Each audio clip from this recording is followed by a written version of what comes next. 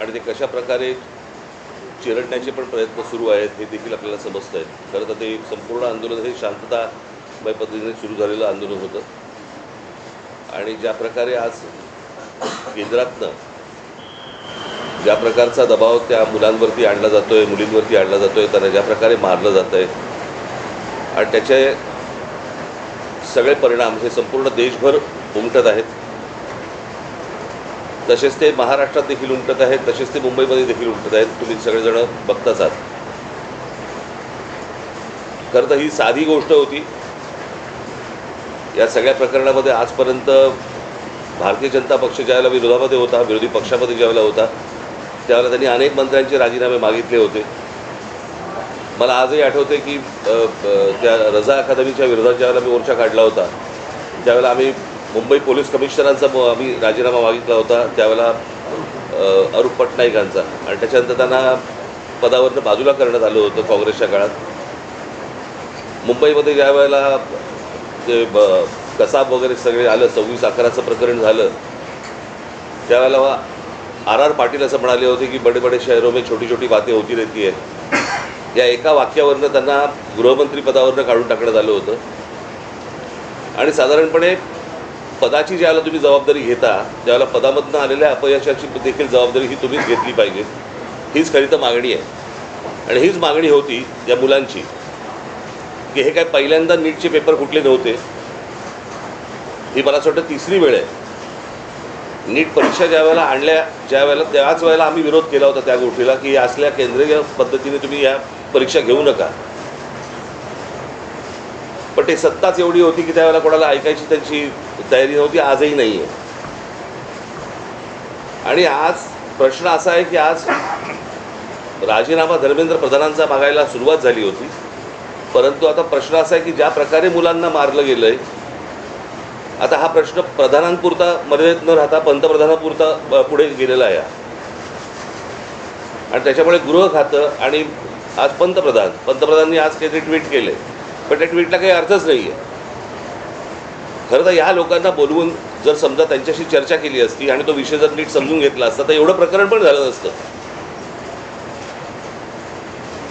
पण मला काही समजतच नाही आहे की या सगळ्या गोष्टींचा एक सरकारी सत्तेचा जो उद्दामपणा जो आहे हा कशासाठी आहे. म्हणजे हीच गोष्ट आपण, मला असं वाटतं की त्या शिखांचं ज्यावेळेला शेतकऱ्यांचं आंदोलन झालं त्यावेळेला देखील कोणाला ते भेटायला तयार नव्हते. ते पण तसंच त्यांनी मोडायचा प्रयत्न केला. मणिपूरच्या वेळेला पण देखील तेच प्रकरण झालं. आता अनेक आंदोलनं ज्यावेळेला होत आहेत, आज ग्रामीण महाराष्ट्रामध्ये अनेक आदिवासींची आंदोलनं होत आहेत, तिकडे लक्ष द्यायला वेळ नाही आहे. म्हणजे कसला हा, ही कुठली सत्ता आणि हा कुठला सत्तेचा माज. ती मुलं असं काय मागत होती बरं? नीटची परीक्षा द्यायला किती कष्ट असतात, किती त्रास त्यांना असतो, हे त्या मुलांना विचारा एकदा.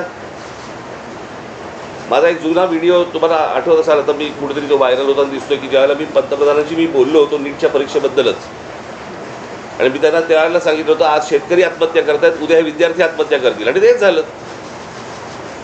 आज ही मुलं आत्महत्या करतायत. आणि त्यांचा सगळा जो राग आहे आज त्या विद्यार्थ्यांबरोबर इतरही लोक आज या आंदोलनामध्ये आज आलेले आहेत. आणि मला असं वाटतं की हा एकूणच सिस्टीमच्या विरोधातला राग आहे. ज्या प्रकारे आज देशामध्ये गोष्टी सुरू आहेत त्याच्याबद्दलचा राग आहे, आणि तो राग सगळेजण व्यक्त करत आहेत. आज प्रत्येक घरामध्ये ज्यांची मुलं नीट परीक्षेला बसलेली नाही आहेत त्या आयांना आणि वडिलांना देखील त्यांना पण त्रास होतोय हे सगळं बघून. आणि आज जी मुलं आज इकडे मोठ्या ज्या अपेक्षेने आज आली, मला असं वाटतं त्याचं पुढे काय करायचं, त्याला कशी वाट करून द्यायची याचाच आम्ही विचार करत होतो. मला असं वाटतं उद्धव आपल्याशी बोलतील. नाही, सांग ना. कार्यक्रम जाहीर करून, आणि त्याच्यामुळे आम्ही 26 तारखेला आम्ही एक शक्तीप्रदर्शन मोर्चा म्हणा, शक्तीप्रदर्शन म्हणा किंवा काही म्हणा, या मुलांना घेऊन करायचं आम्ही ठरवलेलं आहे. की मुंबईसारख्या एका महत्त्वाच्या, सर्वात महत्त्वाच्या देशातल्या शहरामध्ये देखील ही सगळी मुलं आणि सगळेजण पालक हे एकत्र येत आहेत आणि आपला राग रोष व्यक्त करत आहेत. हे मला असं वाटतं केंद्राला देखील कळणं गरजेचं आहे. आणि त्याच्यासाठी म्हणून आम्ही येत्या 26 तारखेला रविवारी येत्या 26 तारखेला आम्ही हा मोर्चा आम्ही काढत आहोत.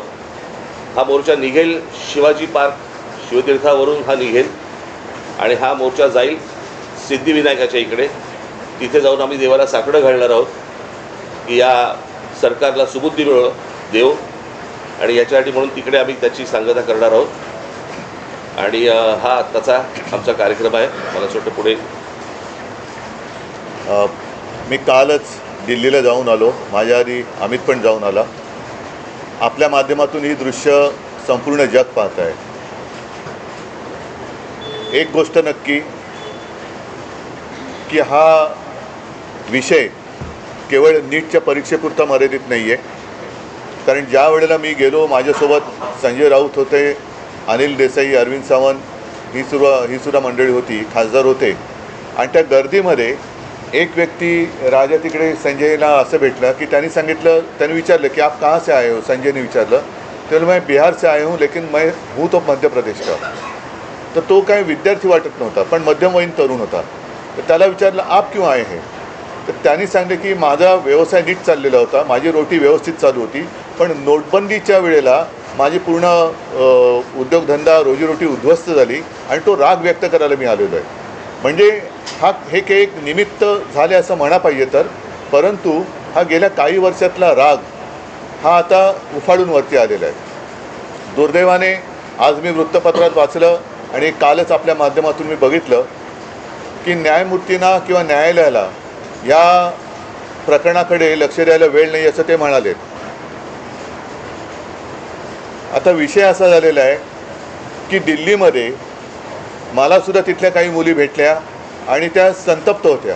त्या सांगत होत्या की आमचे कपडे फाडले गेले, वाटेल तसं मारलं गेलं, काही ठिकाणी तर लाठ्या काठ्यांना खिळे लावून, गजलेले खिळे लावून मारलं गेलं, डोकी फोडली गेली. आणि काल एक व्यक्ती जी महिला म्हणजे मुलगी जी अत्यवस्थ होती, मला कल्पना नाही, आता तिचं येता वाचलं की आता आहे की नाही मला माहिती नाही आहे. तर एक असे अत्याचार वाढत चाललेले आहेत. न्यायालयाला कबूतर, कुत्रे यांच्याकडे लक्ष द्यायला वेळ आहे, पण कॉक्रोचकडे लक्ष द्यायला वेळ नाही. हे दुर्भाग्य आहे. आणि देशाची परिस्थिती आता अशी झाली का, आणि न्यायालयाची परिस्थितीसुद्धा अशी धृतराष्ट्रासारखी झाली का. म्हणजे द्रौपदीने धृतराष्ट्राकडे न्याय मागण्यासारखं झालेलं आहे. आता मधल्या काळामध्ये चंद्रचूड यांनी न्यायालयाच्या न्यायदेवतेच्या डोळ्यावरची पट्टी काढली होती. ती न्यायदेवतेने परत पट्टी बांधली आहे का आणि कशासाठी बांधलेली आहे. हे एकूणच जे चाललेलं आहे हे सरकार आता कोणाला आपलं वाटते असं दिसत नाही आहे. कारण मी ज्या वेळेला तिथे पोचलो तेव्हा जसं आत्ता राज म्हणाला की आता विषय केवळ धर्मेंद्र प्रधान यांच्या राजीनाम्यापुरता नाही, तर ह्या मुलांना, या विद्यार्थ्यांना आता हे सरकार नकोसं झालेलं आहे. हेच विद्यार्थी होते, हीच मुलं होती ज्यांनी अच्छे दिन याची अपेक्षा करत ह्या सरकारला निवडून आणलं होतं. पण हे सरकार निर्दयीपणाने वागते. पंतप्रधानांनी आज ते काय ट्विट केले, खरं म्हणजे त्यांनी जाऊन बोलायला काय हरकत नव्हती. म्हणजे याच्यामध्ये कमीपणा बाळगण्याचं काही कारण नाही आहे. आपली मुलं आहेत, आपली जनता आहे, यांच्याबरोबर चर्चा करायला कमीपणा वाटण्याची गरज नाही आहे. पहिल्या दिवशी जर का सरकारने यांच्याबरोबर चर्चेचे दरवाजे उघडले असते किंवा पहिल्या दिवशी जर का यांना बोलवलं असतं तर ही इथपर्यंत वेळ वाढली नसती, एवढी हे आंदोलन ताणलं गेलं नसतं. लोकांना आज व्यक्त व्हायचं आहे. इतके वर्ष साठलेला राग, असंतोष हा उफाळून वर आलेला आहे आणि त्याला एक वाट करून देण्याचा आम्ही प्रयत्न करतो आहे. ही वाट करून देत असताना सर्वांना सांगतो की कोणीही, कारण बरेच जणं या असंतोषाच्या ठिणगीला वेगळं वळण लावण्याचा प्रयत्न करत आहेत. मग पोलिसांवरती हल्ले करण्याचा प्रयत्न करत आहेत. काही गुंड म्हणजे सिव्हिल ड्रेसमधले लोक, यांच्यात पोलिसांच्या लाठ्या यांच्या हातात कशा आलेल्या आहेत. मग त्यांच्या तिकडे नावाची पट्टी पण नाही आहे, काही कपडे त्यांचे पोलिसांचे नाही आहेत. म्हणजे हे गुंड, आता माझं मग असं म्हणणं आहे की हे आंदोलन मोडायला पाकिस्तानमधून गुंड भाजपने आणलेत का. कारण यांची काय ओळख पाळख काही नाही आहे. त्यांना ओळख विचारलं तर सरळ ते काय त्यांच्या निर्विकार चेहऱ्याने ते आपले बघतात लोकांकडे. काही त्यांना पडलेलं नाही आहे. ना मुलांच्या व्यथेची त्यांना जाणीव आहे, ना त्यांच्या वेदनेची त्यांना जाणीव आहे. बेसुमार लाठीमार करतायत. आणि अशी ही सगळी गुंडागर्दी ही सरकार चालवत असताना कोणी गप्प बसू नये. आपण व्यक्त व्हायला पाहिजे आणि त्या व्यक्त होण्यासाठी, ती वाट करून देण्यासाठी येत्या रविवारी आम्ही मी मोर्चा म्हणण्यापेक्षा एक देशाची ताकद काय असते ही ताकद दाखवून देण्यासाठी ह्या मोर्चाचं आयोजन केलेलं आहे. जसं राजने सांगितलं की शिवाजी पार्क ते सिद्धिविनायकला राज आपण जाऊन दोन गोष्टी करू. एक तर या सरकारला सबूत दिले, नाहीतर सिद्धिविनायकाला साकडवलं की या देशावरती आलेलं हे अरिष्ट सरकारच्या रूपाने हे लवकरात लवकर दूर कर. सरन्यायाधीश म्हणाले की सीसीटीव्ही फुटेज पाहण्यासाठी मग अशात तोच विषय राहिला की सरन्यायाधीश जे बोललेत की CCTV फुटेज पाहण्यासाठी आमच्याकडे वेळ नाही आहे. मुळात ह्यांच्यामुळेच हे झुरळ सुरू झालं ना. जन्मदाते ते जन्मदाते तेच आहेत ना. आणि त्यांनी जन्म दिल्यानंतर त्या पोराकडे बघायला नको. मी महाराष्ट्रामधले पोलीस ह्या सर्व आंदोलनकर्त्यांना चांगलं सहकार्य करत आहेत. काही त्रास देत नाही आहेत. काही गोष्टी झाल्यात. माझ्याकडे आता एक व्हिडिओ आला आहे. मला असं वाटतं की मी तो आता मुंबई पोलीस कमिशनरने देखील पाठवलेला आहे. एका टॅक्सीतनं मुलं चालली होती आणि ती मुलं चालली असताना टॅक्सीतनं नाही, पोलिसांच्या गाडीतून आणि तो पोलीस त्यांना सांगतोय त्या मुलांना की परत या एरियात जर दिसलात तर खिशामध्ये तुमच्या काय 5 ग्रॅमची पावडर टाकीन, 50 ग्रॅमची पावडर टाकीन बरं का. म्हणजे पोलिसांकडे आता पावडर पण मिळायला लागली. पोलीस एजंट आहेत का पावडरवाले? हा पोलीस कोण ड्रग सप्लायर आहे का? हे कुठचे काय चाललंय मला कळतच नाही. मला खरं तर ही इतकी साधी गोष्ट होती. साधी म्हणजे म्हणण्यापेक्षा ही की बाबा पेपर फुटलेत, काय कोण ज्याची जबाबदारी आहे त्यांनी राजीनामा द्यावा आणि जे त्याच्यामध्ये असतील सामील झालेले असतील त्यांना अरेस्ट करावी. ज्या काही गोष्टी करायच्या त्या सगळ्या गोष्टी कराव्यात. परत हे होणार नाही याची शाश्वती द्यावी आणि त्यांच्याशी चर्चा करावी. हे सगळं प्रकरण इथपर्यंत आलंच नसतं. बोला. यात एक प्रश्न असा आहे की नाही दिनेश एक मिनिट आज जे मोदीने ट्विट केले का काय केले मला कल्पना नाही की दोषींना सोडणार नाही. तर ज्यांनी या मुलामुलींवरती निर्दयीपणाने लाठीमार केलेला आहे, ज्यांनी मुलींचे कपडे फाडलेत, जे पोलिसांच्या वेशात न येता जे गुंड तिकडे घुसलेत, या गुंडांना पकडून त्यांनासुद्धा कठोर शिक्षा करण्याची जबाबदारी मोदी घेत आहेत का? हे गुंड कोणी घुसवले होते? हे गुंड कोणी आणले होते? आणि राजरोज फिरतात त्यांचे पण व्हिडिओ आहेत. अगदी ती काठ्या बिठ्या आणि पोलिसांच्या लाठ्या त्यांच्या हातात कुठून आल्या? पण उद्धवजी, मुख्यमंत्री देवेंद्र फडणवीस आणि JP नड्डा जे भाजपचे केंद्रातले नेते आहेत ते असं म्हणतात की विरोधी पक्ष हा विद्यार्थ्यांच्या खांद्यावर बंदूक ठेवून या विषयाचं राजकारण करतात. भारतीय जनता पक्ष आजपर्यंत काय करत आलं? त्यांचा असाही दावा आहे की काँग्रेसच्या राजवटीतही अनेकदा पेपर फुटलेले आहेत. तेव्हाही आंदोलन झाली की. म्हणून तर बदललं ना सरकार. त्यावेळेलाही आंदोलन झाली, त्याच्यानंतर सरकार बदललं, ह्यांचं आलं. हे ते तसे आहेत म्हणून ह्यांना आणलं. हेही तसेच. म्हणजे ते सांगतात की सरकार बदला आणि विद्यार्थ्यांच्या खांद्यावरती बंदुका विरोधी पक्ष ठेवत असतील तर विद्यार्थ्यांच्या छातीवरती बंदुका तुम्ही का रोखतात? नाही. आणि दुसरी गोष्ट त्या अण्णाच्या टोप्या घालून कोण फिरत होते? यांचीच माणसं होती ना. अण्णांकडे एवढी माणसं नव्हती. आणि ह्याच्यामध्ये परत ह्यांनी काही चुका केल्या की त्याचं राजकारण नाही करायचं. आणि हे ज्यावेळेला विरोधी पक्षात जातात त्यावेळेला सगळ्या गोष्टींचं राजकारण करणार. पण शरद पवार काल पंतप्रधानांना भेटले. त्यांची त्याला जंतर मंतर म्हणतात. तेच आहे की त्यांनी तुम्हाला काही कल्पना दिली आहे का? कारण नाही, मला असं वाटतं विषयाला आता फाटे फोडण्याची आवश्यकता नाहीये. आम्ही सगळेजण आम्ही एक नाही ऐका मला बोलू तर द्या. मला बोलू तर द्या. माझं म्हणणं काय आहे की जसं आज मी आणि राजा एकत्र आलेलोच आहोत, त्याच्या आधीसुद्धा मी सगळ्यांना आवाहन केलेलं आहे की ज्यांना देशाच्या भविष्याविषयी चिंता आहे. म्हणजे मी तिकडे गेल्यानंतर सगळे भाषिक तिकडे होते, सर्व धर्मीय तिकडे होते, हिंदू होते, मुसलमान होते, सगळे होते. आता ज्यांना देशाचं, कारण हा देश जर का आपला आहे तर देशाच्या भविष्याची ज्यांना चिंता आहे त्यांनी पंतप्रधानांना भेटून त्यांची एक चिंता व्यक्त केली असेल तर मला माहिती नाही. तर त्यांनी मुलांना भेटायचं, ते परवा तिकडे गेले होते. पंतप्रधानांनी आता मुलांना भेटण्याची गरज आहे. आणि नुसतंच असं जर का ढकलम गाडी चालणार असेल तर काय उपयोग नाही आहे. त्यांनी नाही आत्ता आपण जे म्हणालात आम्ही रविवारी मोर्चा जाहीर केलेला आहे. तर रविवारी जर का पवारसाहेब येत असतील, अगदी नरेंद्र मोदी येत असतील, देवेंद्र फडणवीस येत असतील, येऊ द्यात. म्हणजे विरोधी कशाला? एक फक्त विषय आहे की तुम्ही मोर्चाचं रूट सांगितलं, पण वेळ काय आहे, किती वाजता? सकाळी 10ची जमायची वेळ आहे. साधारणपणे 11:30 11 11:30 निघ. आंदोलन जाहीर झालेलं आहे. जंतर मंतरवर पोलीस आपल्याला पाहायला मिळतात आणि मुंबईत देखील अनेक विद्यार्थ्यांना पोलिसांनी गाडीतून नेऊन पोलीस स्टेशनला वगैरे नेले. आपण स्वतः काल विद्यार्थ्यांनी आंदोलन जाहीर झाल्यानंतर आपल्या अनेक कार्यकर्त्यांना नेत्यांना नोटीस जाऊ शकतात, विद्यार्थ्यांची धरपकड होऊ सवय आम्हाला, यासाठी सवय आम्हाला आमच्या नाही इकडे आता कळेल आता म्हणून म्हटलं ना की विद्यार्थ्यांच्या बाजूने कोण आहे आणि विरोधात कोण आहे. आणि प्रश्न असा आहे ना की प्रश्न सोडवायचा आहे का चिघळवायचा आहे, हे मला असं वाटतं सरकारने बघावं. सर, आज वंचितनी महाराष्ट्र आणि देशबंदची हाक दिली आहे.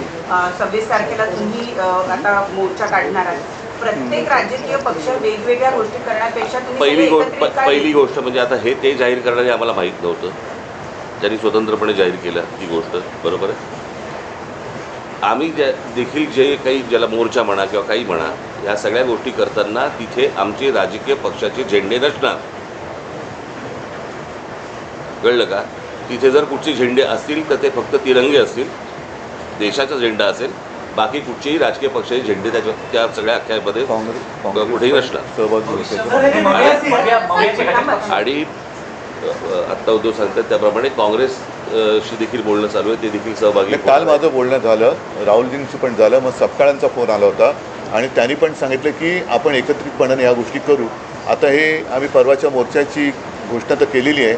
आता त्यांनासुद्धा आम्ही सांगतो सगळ्यांनीच, अगदी पवारसाहेबांना असेल आणि भारतीय जनता पक्षातल्यांनासुद्धा जे विद्यार्थ्यांचे खरे पालक आहेत, ज्यांना विद्यार्थ्यांबद्दल तरुणांबद्दल चिंता आहे, आणि असे अनेक भाजपचे लोक आहेत की त्यांना आता असं वाटते की आपण भाजपचे समर्थक राहून गुन्हा केला, ते सगळेजण या मोर्चात सहभागी होऊ शकतात. आणि मला असं वाटतं एकच मिनटं, आणि मला असं वाटतं विद्यार्थ्यांबरोबर आवाहन करीन की पालकांनी देखील याच्यामध्ये सामील व्हावं. फोन केलं, फोनवर बोलू.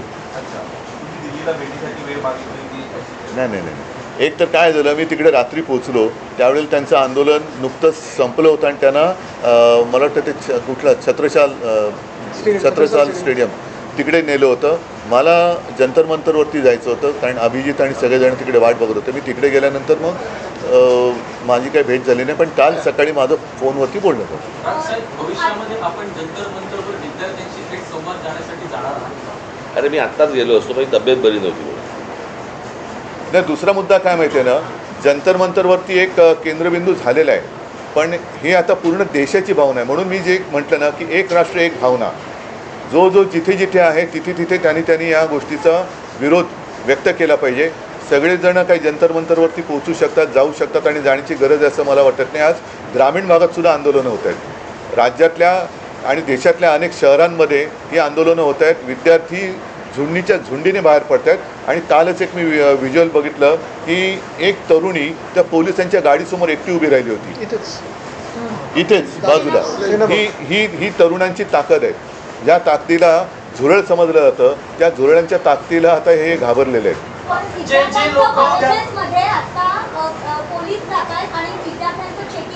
कुठे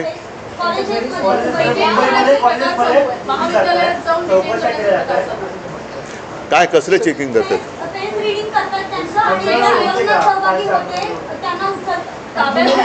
त्यांना काही तासासाठी डिटेन करतात आणि सोडतायत, कोणी घाबरत नाही. पण त्यांना काल पण आम्ही पाहिलं, काल मी आणि अमितच गेलेलो होते पोलीस. आता देश भीतीच्या पलीकडे गेलेला आहे.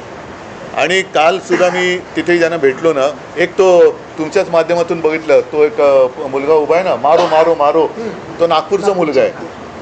तो भेटला मला, तो बोले काय करतील मारून मारून, काय करतील, आणि असं जगून तरी काय फायदा. म्हणजे हे लोक आता त्या भीतीच्या पलीकडे गेले. त्याच्यामुळे चेकिंग, तुम्ही त्यांची मनं नाही ओळखली, शरीर किंवा कपडे चेक करून काय करणार, त्यांच्या मनात काय चालले ते ओळखानं.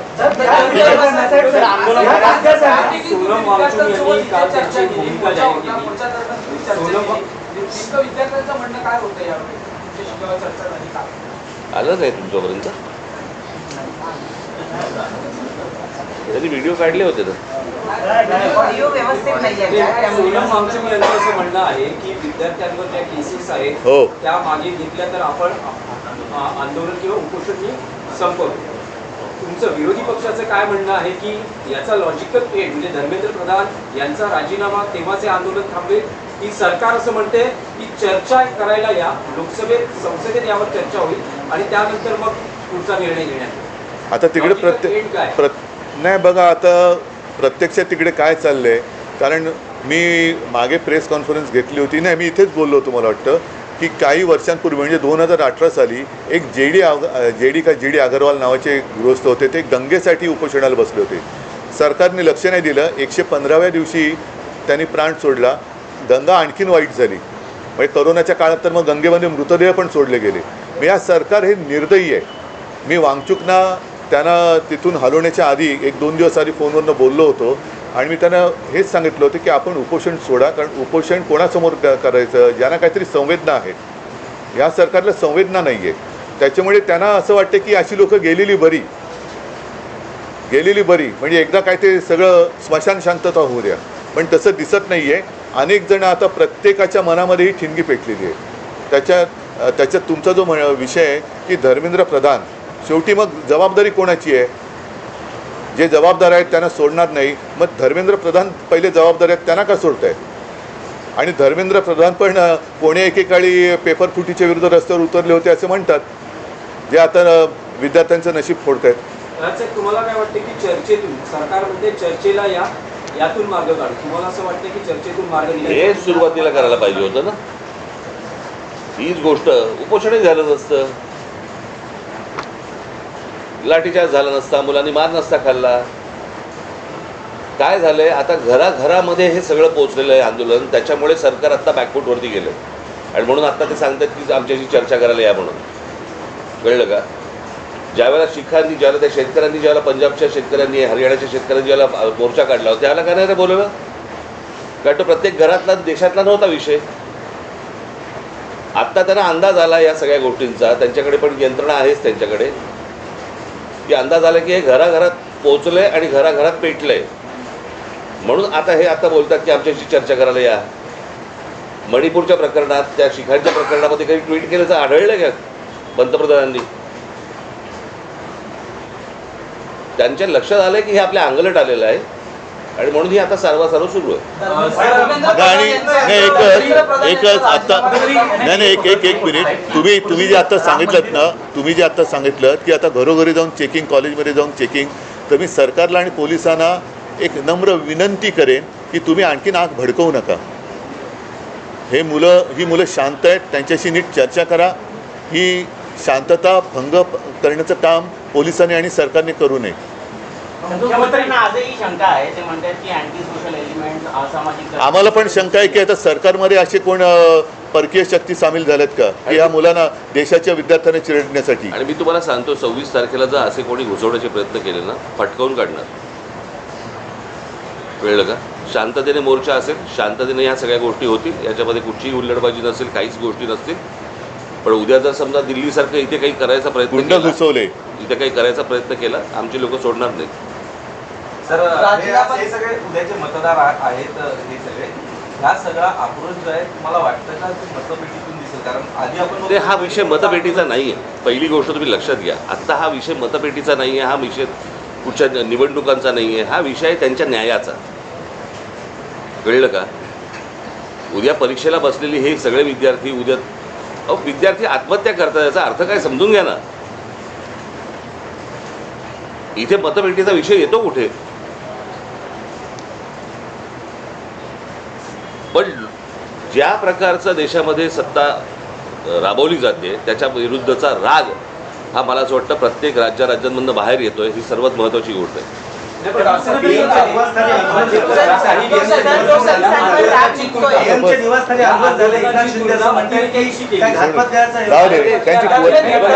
त्यांच्या विरुद्ध बघा, आंदोलनाची तुलना अतिरेक्यांशी केली. त्यांच्याबरोबर तुम्ही त्यांच्या विरोधात काही बोललात की तुम्ही देशद्रोही असता, अँटी नॅशनल नाही, कोणी केली कोणी केली अरे अरे जाऊ दे रे, त्यांची कुवत आहे का? चल अभी हिंदी में ये दोनों बात करेंगे हिंदी इंग्लिश में ये दोनों बात करेंगे